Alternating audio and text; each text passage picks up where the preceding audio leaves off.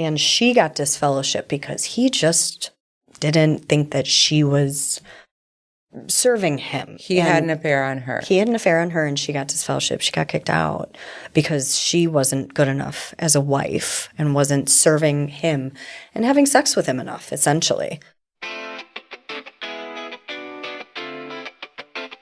Hello, and welcome to Pissy But Pretty, a show about hindsight, hope, tangents, and cuss words. We are your hosts, party tricks turned semi-responsible women. I am your host, Heather Karenz. And Emily Bagin.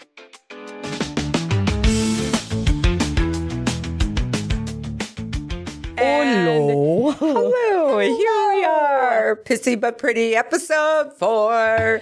We've made it! Yay!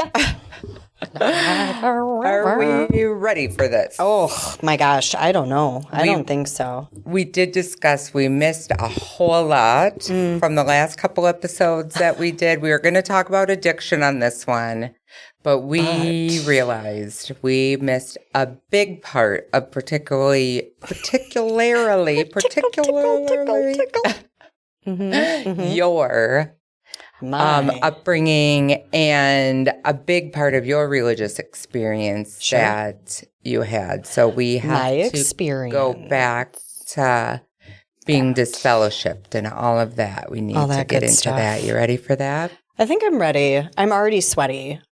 You're always sweaty. I'm always sweaty. Yeah. You're a hot box. I'm a hot box. So ended at religion, married. Jehovah's Witnesses get married very young. You're not supposed to have sex before you're married. So we all do, though. Let's be real. And then whatever. Do your thing. Get married. I was engaged, I think, within 6 months of meeting him. I was living on my own. How old were you again? 19. I couldn't get married until I was 20. That was the rule. My sister and I couldn't get married until we were 20. I don't know why anyone would want to, but I mean, people, kids were getting married at like 17 in that religion, at least back when I was in it. Yeah, and it was a little disturbing. You were children. So this was probably, I was around, I would say like 18, 19. I moved out pretty early with a couple of girls that were a little bit older than I was. We were partying like rock stars, drinking like crazy. I met, my ex-husband basically at Summerfest. I had seen him before at like church events and things like that. Beautiful, wonderful. Not going to say his name. We were babies and he was a drinker and his family were drinkers and all his friends, and that's all we did. That's what. Isn't that interesting? Isn't that frowned upon? Drinking in moderation. Oh. So as you, a drinker, and me, a drinker, moderation. There's no such thing. There's no such thing. What even we don't is even that? know the meaning. Correct. If I'm alive the next day, I guess that was pretty moderate. That was fun. I mean, that was a good sure. time. Yeah. Even if I woke up with scars on my face, moderate. Oh, of course. Yeah. Semen on your mouth and scars on your face. Gross. Crusty. That's gross. Yeah. At that point, I was working at a cancer clinic. My dad was diagnosed with cancer the first time. So I quit my job, moved back in with my family. My then husband lived in Oconomowoc. So I was between like Jackson, Glendale, like that area. We got married. I moved to Oconomowoc. I got a job where I met Rebecca, who was my first like non-witness adult friend. Which is how we met through through sweet Rebecca. And yeah, everything went to shit. I was so excited. I was so happy. I had a huge wedding. I think about all said and done, 800 people showed up. We were annihilated. I don't even know 800 people. I didn't either. Oh. But it was, his mom and my mom and all of the congregations. And it's a big deal. It's like the only thing that they celebrate. Sure. Weddings and funerals, apparently. So it was a mess. It was awful. The marriage was awful. We tried. He needed a mom. And I didn't know how to do that. I thought I was getting a partner. I thought I was getting a husband. I thought I was getting something that my dad was, taking care of things. So in the witness religion, explain it to me. Like, is there a set role for the women and the men? Yes. And granted, this is 20 years ago. I'm sure things have progressed, hopefully. Women were in subjection, which means you sort of doted on your husband. Food, dinner, financial, sex. If he wanted it, you gave it.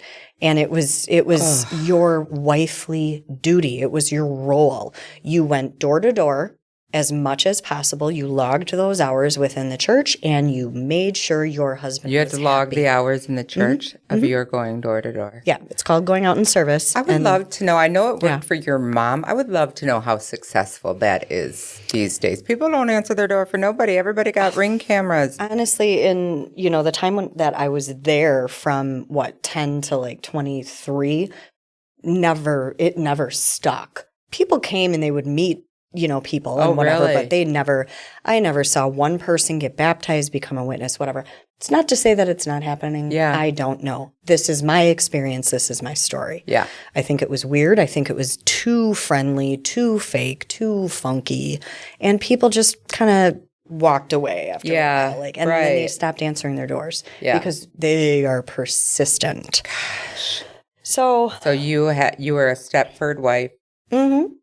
Did the door-to-door cooking, cleaning, taking care of your husband. While drinking, while trying to be a party girl, because that was all I understood. And again, like, I felt abandoned. I was so lonely. I didn't understand who he was. He didn't understand who I was. We didn't know how to be adults.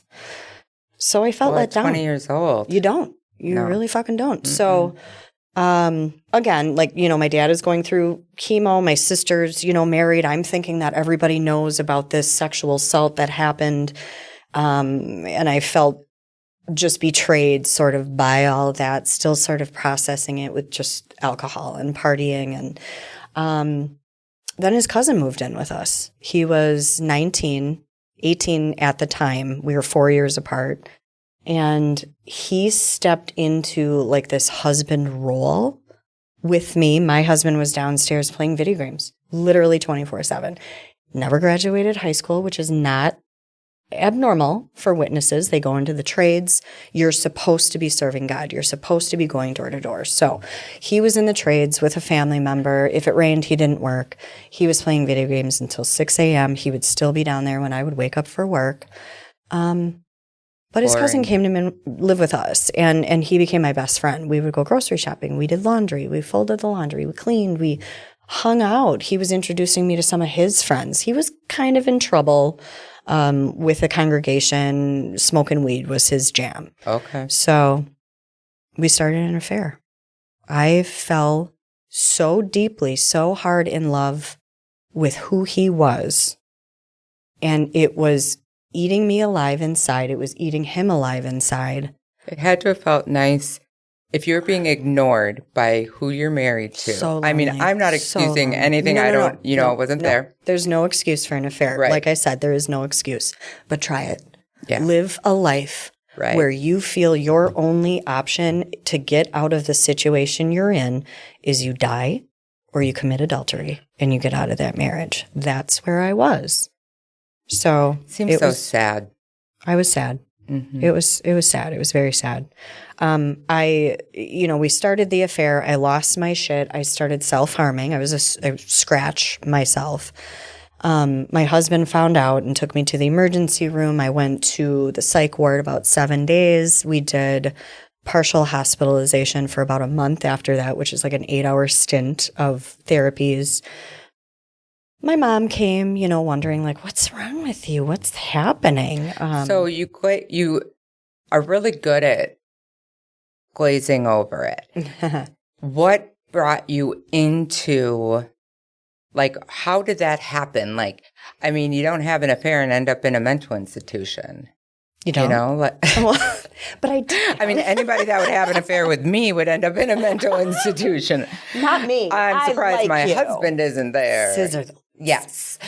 But like, so, I mean, to me. The guilt. You are not supposed to do things like this. Sex is like not really talked about, except that it's bad. Bad, bad, bad, bad, bad. You are not even supposed to like be going on dates alone together. You have to have a chaperone. And then you get married and you're supposed to be like, all right, here we go. Here's my body. Here we are. I'm welcoming you inside of me. And it's just, especially for girls, I think it's just bonkers. There is no education. There is no like getting ready for that. That's not just witnesses. No. As Lutherans too, no education. My parents rented us a cartoon movie from the church library. Did they have full bush? To go over with my sisters. It was all different body types. With full bush. Yeah. From the 70s. Yeah. Sure. Everybody loves a full and bush. That's, it was just bad, bad, bad, bad, bad. Until you're married. Until all of a sudden it's not. And then you're just supposed to know what to do. Right. Yeah. Right. And then he has no experience. I had no experience. I didn't know what to do with my body because you're not supposed to know what to do with your body. So it was painful. It was awful. It was bladder infections and we didn't know why. And he was dirty and gross. He worked construction and he just didn't care. He was 20. He was stinky. He was disgusting. So it was horrible. The first sort of experiences with that were pretty bad and I didn't get it. I didn't like it. He was awful. That's terrible to say. No, it's just an awful experience. Which you guys were young, We were young. But then his much younger cousin comes in and has this tenderness and this sense of humor. And the little touches were like so exciting. And it was like, that was something I had never felt before. I started having sex with my ex-husband 2 weeks after we met. He was not a virgin. I felt like I should do that. Everybody I knew was doing that. P.S. Hello. We're the chaperones. But you're not How's that working? To. Yeah. Because, and it's not talked about. There's no communication. There's no education. There's no nothing. So, yeah. So then the guilt and you were scratching yourself. Because hurting yourself, it's like cutting, like hurting yourself just feels better than everything else that's going on inside. I was imploding. I was a mess. I couldn't talk to anybody. I was absolutely gaga over this kid. And likewise, and I felt like I was killing him. I was hurting him. So yeah, it was probably all said and done about a 3 or 4 psychiatric event, 3 or 4 month thing. And I remember having the decision at the end of it, do I call him cousin? What do I do? And I did, because it went right back. My marriage went right back to where it was. He had his family come over and clean our house. I remember we were just filthy. We didn't know how to take care of anything. Yeah, right. So his family came over and cleaned the house, and they were all making fun of the size of my clothes and how little I was. And you're so little. And I'm like, yeah, how embarrassing. How embarrassing. I'm not taking care of your kid. His mom was very rude to me about that. You're not taking care of my son. Anyway, so I called him. I resumed it. Yeah. I resumed it. He meant everything to me. It was us against the world, our little bubble. And then I admitted it. I told my ex-husband. That was probably about 8 months. Into the affair. Into the affair. And he had no clue. That's how, if you're living with 2 people that are having an affair under your roof. Oh, yeah. He lived with us. And you are that, I don't know if it's narcissism or disconnected. Right. That says something right there. Anybody who's been on the other side, like somebody's had, cheated on them, they're always like, oh, well, you can do it. If you want to have an affair, you're going to have an affair. Cheater always a cheater. Blah, blah, blah. Yeah. It's like, what are you missing? What are you missing, though? Yeah. I'm sure there was some hindsight moments. There had to have been. Some red Was flags. there love there? Was there affection, attention, kindness? None. Yeah. None. And that's why I got away with it. It wasn't like I was hiding all that well. So, admitted it. He, called my dad and told him to come get his whore daughter. He called his parents. He called elders from the congregation. He called his brothers and sisters. He was the youngest of 5.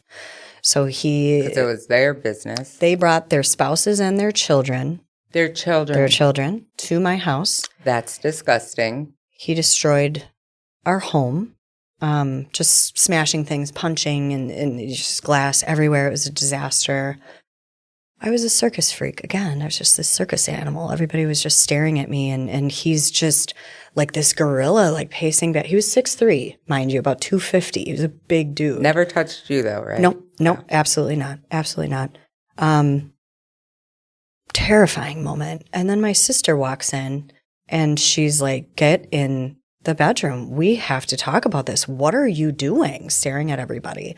I walked across the glass and into the bedroom. I'm like, I fucked up. I fucked up bad. She's like, you're going home. So I don't even know. I think I just grabbed my dog, and that was it. That was it. We, continued. I continued the affair. He was everything to me. I think that trauma bond, sure. because he, my ex-husband called his parents his aunt and uncle. Mm-hmm. I'm sure the whole family turned against him as well. Oh, for sure. You both, it really was you against the world. Yeah. It was us against the world. Yeah. My dad's going through cancer this whole time. My sister still doesn't know about the assault or whatever you want to call it. Even though you think she does. Even though I think she does. So I think, this is wonderful. I go home and I just sit on the couch of my family home and cry. And I'm just like, God, I can't go back there. And I knew then I wasn't going to go back there. Yeah. So I decided in the witness congregation, religion, whatever, you've got to fess up to what you did. So I meet up with a panel of elders, which is 3 men I don't know, in the congregation, and in gross detail have to explain, describe my affair with this man, where he put it, if he ejaculated, if I put it in my mouth, if I put it in my butt. All of it. How did you see each other? Where was it? What happened? Did he touch you here, here, here, here? And it was just you and these 3 men. It was just me and 3 elders. Let me get this straight. Okay. You need a woman nowadays to be in the room with you if you see a male OB. Yep.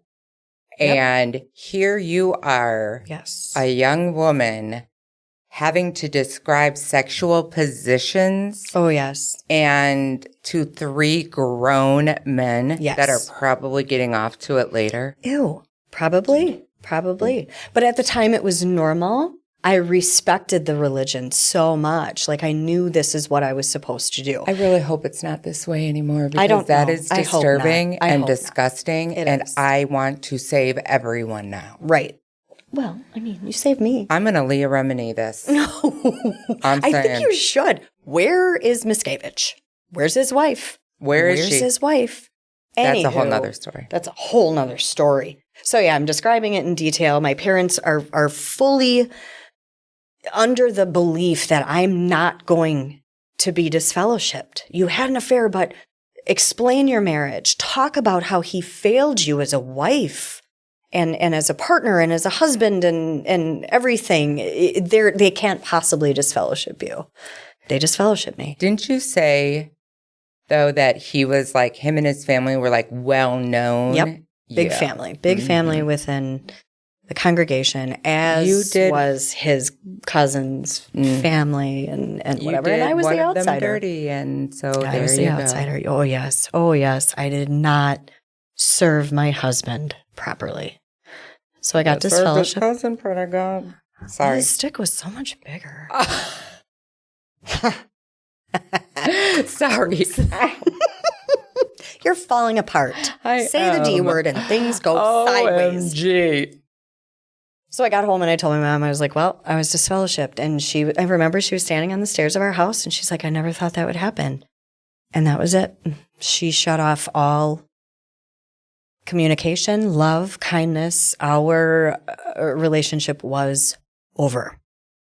You were not Because supposed to these 3 associate. men decided. I wasn't sorry. I wasn't repentant. That's what it was based on. If you were repentant enough, you wouldn't be disfellowshipped. So these 3 men decided that you no longer I never met him before. that you had never met before. They don't know you from anybody. No. And they are going to decide how your family is going to treat you for the rest of your life. I'm sorry. Big time. Yeah, isn't that great? That's disgusting. It's a little gnarly. And like going a little further, into the religion, like I said, I don't know. I think it's changed now. I've been hearing rumors that, oh, your mom's allowed to talk to you now. This was back 20 years ago. I was going through the hardest, most brutal thing in my life. I wanted away from that marriage. I didn't want to leave the religion. I wanted away from this man and his family. And then they kick you out, and they're not supposed to associate with you anymore. So everything I just did that I everything you wanted me to do, told you every dirty detail. For what? For what? To be kicked out. So you go to the Kingdom Hall after you're disfellowshipped, and people literally like stop talking and they stare at you. Again, circus freak. They're not allowed to communicate with you. They are not allowed to hug you, console you, tell you things are okay. You're going to be okay. Nothing. You sit by yourself. And you got to get up and go. You got to come by yourself. You got to get up and go. My family wouldn't eat dinner with me because I was dirty. They gave me a tray. Where's the forgiveness that God preaches of? Not when you're disfellowshipped. Because you're not worthy of forgiveness? I guess not. I don't know. Yeah, that was a deep one. He's worthy to stay, even though whether you look at it as he failed as a husband or not, like why couldn't he clean the house? Why couldn't he get himself off those video games and put some effort into this marriage? Right. But he gets to stay, but nobody talks to anymore. There has been situations, like I said, I do have a friend, female. She was married for years. She was what they call a pioneer, which means she does 90 service hours, knocking on doors a month. That was like her full-time job. Wait, 90 a month? 90 hours a month. Yep. He had an affair on her, and she got disfellowship because he just didn't think that she was serving him. He had an affair on her. He had an affair on her, and she got disfellowship. She got kicked out because she wasn't good enough as a wife and wasn't serving him and having sex with him enough, essentially. I'm sure it's different now. This is my experience. God, you see all this in the documentaries and all of this, and the trauma. Yeah. I'm not going to change the religion. I'm sure I'm pissing everybody off, but the trauma. I stuck with a lot of witnesses that did get disfellowshipped. After I got kicked out, I moved to Reesville. Y'all need a support group. We do. And, there's every therapist that I've seen, trauma or whatever it happens to be, they see a lot of witnesses. They see a lot of ex-witnesses. A lot of suicides. A lot of addiction. A lot of overdoses. My experience from there, we moved in with each other back in way out in like Reesville. Nobody knew really where we were. When I was living at home, I needed to get out of there. My mom and dad made it very clear you need to go. So one day my dad just kind of handed me a little wad of cash, and he's like, I hear you need a security deposit and rent to get out of here. So I took the money and I got an apartment with the cousin. Because he was kicked out too. Unfortunately, his trauma was dealt with by drugs, and I didn't like them. I didn't do drugs yet. I just didn't think that was where my life should go. But it was too much. So whatever. So I was drinking.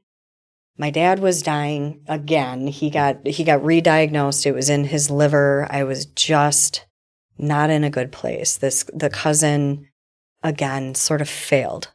He didn't know how to be a man. He didn't know how to be with me. And since I had no one, it was like whenever he would leave, I was so devastated. It was like a puppy that just like doesn't know what to do. When the cousin would leave? That separation anxiety was so brutal. The anxiety and the depression and just feeling so alone. Well, you've been tossed aside by literally everyone, including your own mother, your own father. Like, no wonder. And just the trauma of everything you went through to only be told by your family, see ya. Your religion, see ya. your friends. Yep. See ya. Everybody I knew. Everybody. Because you're not supposed to have friends outside of it. Mm-hmm. Outside of that religion. They call it the truth. You're not supposed to have worldly friends outside of the truth. Worldly friends are... You. No. I am real worldly. Are people that aren't a witness, I'm assuming. Mm-hmm.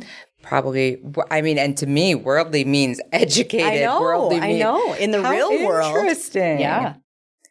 Well, should we cut it there? And then, because this I feel like kind of leads into the addiction. Oh, for sure. And yeah, like we'll get into my addiction stuff. But I'm really glad that we hit on this. Like, I think we needed to explain to people how, I mean, that disfellowshipping, shipping, how traumatizing it can be and how it can lead into all of the rest of this. I mean, not only did you have the sexual assault by your brother-in-law at which a was young okay age. And was glazed over because he said my family was aware of how promiscuous I was. I wore low-cut tops. Fuck, I didn't mean to do that. Just seeing the giblies. Low-cut tops, and I wore shorts back then when I was 15, 16. And he said, your family knows that you're promiscuous, and you tempted me. He was at this point, married to my sister. They're divorced, whatever. Wait, hold on. So he went to the church and told them all of this, or you told them this, or how did... He told me that he talked to my family, my sister and my mom and dad, and that was as far as it went. Yeah. And said, I was tempted by your daughter, and I acted on that. And they agreed that I am promiscuous, and they believed that, yeah, she can be like that. We understand that you committed fourth-degree sexual assault upon our 15-year-old daughter, and we're not going to talk about it. We forgive you. We're not going to talk about this again. It was the story he told me. Being a parent. Oh. Can you imagine? My parents didn't know.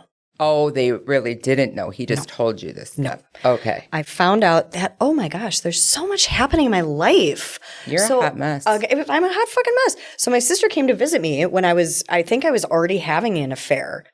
She came to visit me at my house and my ex-husband's house, and I made some sort of joke about her husband touching me or Chester the molester, and was sort of like, she was like, oh. And this was how many years later?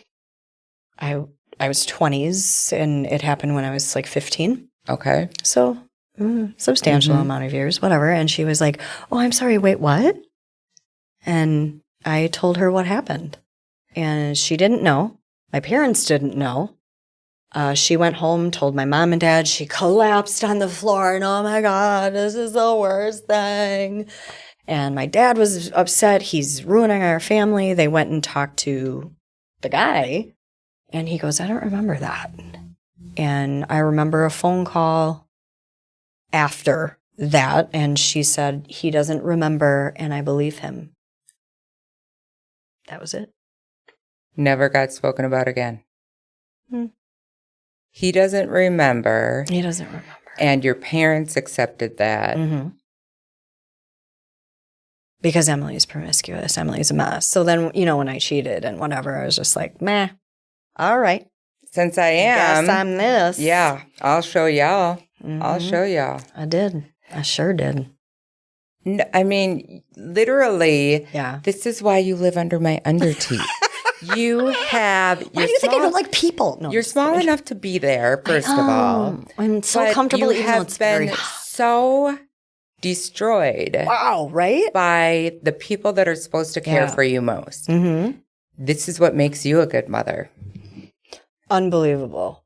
And my very best friend in the entire world. Thank you. I mean, and you're welcome. This isn't why, I mean, going through all of that isn't why you're my very best friend, but you being the person you are now, after all of that, whoa. That's why the one time I met your mother, the one time, because she still speaks to your sister, even though your sister divorced him. They live next door to each other. Your sister divorced her first husband. Yes, she did. She did.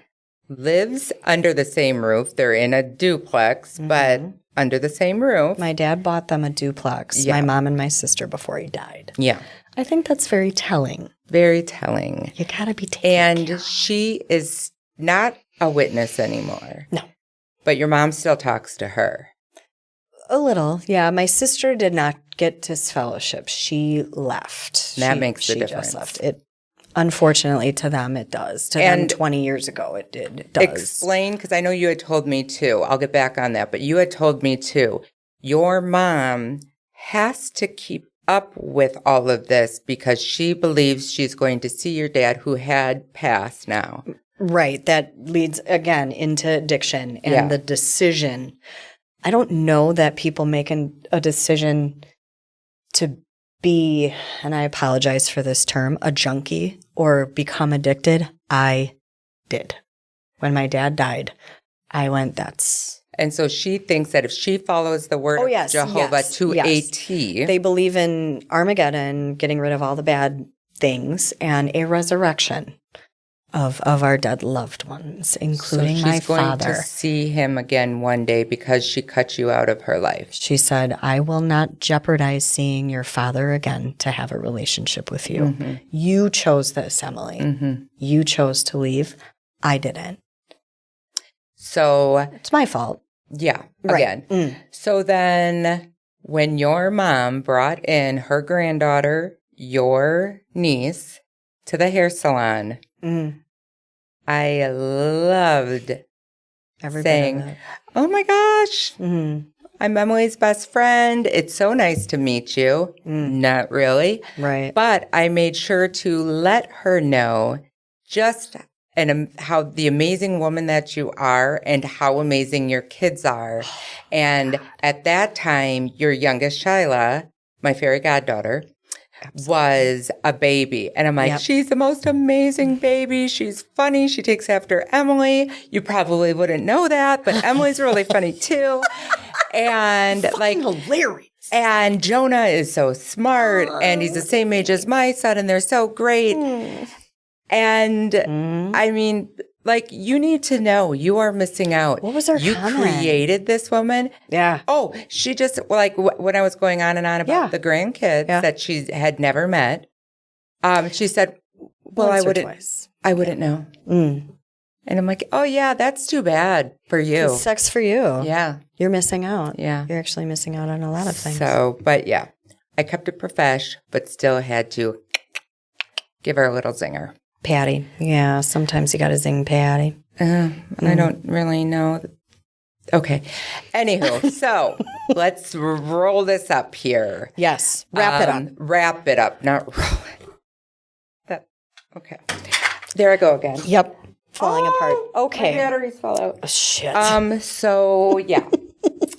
On the next episode of Pissy But Pretty, we'll get into the addiction Yep. and When I started, why I started, what happened, and the journey of drug and alcohol abuse. yeah, and we'll talk about all the different types of addictions that both of us have experienced Yep. throughout our. We had to try all of them. We are overachievers. Thank you, and you're welcome. Good night. Tonight. Thanks for letting us tickle your ear hole and not turning us off after the first 30 seconds. Don't forget to subscribe and join our email list to get in on the action.